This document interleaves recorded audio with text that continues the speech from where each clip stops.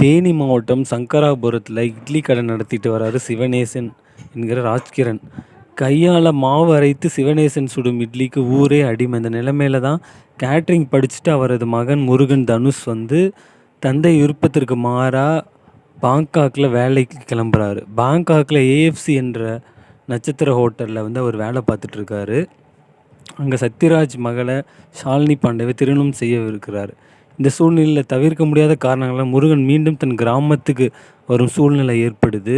ஊருக்கு வரும் முருகன் எடுக்கிற முடிவு என்ன, அதனால் அவர் சந்திக்கிற பிரச்சனை அப்படின்றது தான் இந்த இட்லி கடை படத்தோட மையக்கரு.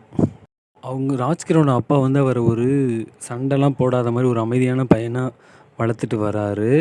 அந்த பொறுமை ஒரு சில கட்டங்களில் எல்லை மீறும்போது அந்த ஆக்ஷன் கலந்த கிராமத்து மனிதராக சிறப்பான நடிப்பை தனுஷ் வெளிப்படுத்தியிருக்காரு. அந்த அருண் விஜயோட வில்லனிசமும் என்ன இருந்ததுக்கப்புறம் நல்லாவே இதில் ஒர்க் அவுட் ஆகிருக்கு.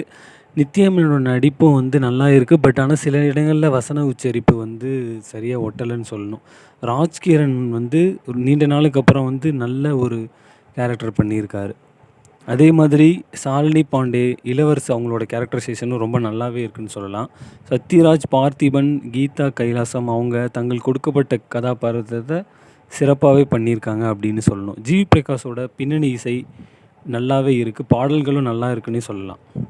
கிரண் கௌசிக் கேமராவும், ஜிகே பிரசன்னா அவரோட எடிட்டிங்குமே நல்லாவே இருக்குதுன்னு சொல்லலாம். ஜிவி பிரகாஷோட மியூசிக் செம்மையாக இருக்குது. தனுஷ் பாடின என்ன சுகம் பாடலும், எத்தனை சாமி பாடலும் நம்ம மனதை தவறலைன்னு சொல்லணும். பின்னணி இசையில் ஃபீல் குட் உணர்வை தர முயற்சி பண்ணியிருக்காரு ஜிவி பிரகாஷ்குமார். அதே மாதிரி சண்டை, கலை எல்லாமே நல்லாவே இந்த படத்தில் ஒர்க் ஆகிருக்குன்னு சொல்லணும். ஜாக்கியோட உழைப்பு அந்த கலையில் தெரியுது. அந்த செட்லாம் ரொம்ப ரியலிஸ்டிக்காக இருக்க மாதிரி இருக்குதுன்னு சொல்லலாம். இதில் நடிகரும் இயக்குனரும் தனுஷே தான். கதை ஆல்ரெடி நம்ம பல படங்களில் பார்த்த கதை மாதிரி தான் இருந்தாலும், இதில் ஒரு வித்தியாசமான திரைக்கதை அதை அமைச்சு கொஞ்சம் ஒரு புதுவிதமாக கொடுக்க முயற்சி பண்ணியிருக்காங்க. ரசிக்கும்படியாக ஒரு ஃபீல் குட் படமாக இது இருக்குதுன்னு தான் சொல்லணும்.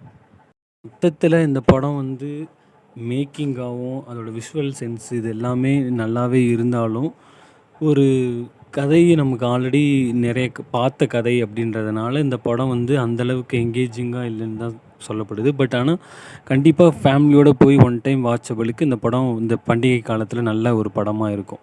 ஸோ இந்த மாதிரி சினிமா செய்திகள்லாம் தெரிஞ்சுக்கணுன்னா அந்த சேனலை சப்ஸ்கிரைப் பண்ணுங்கள்.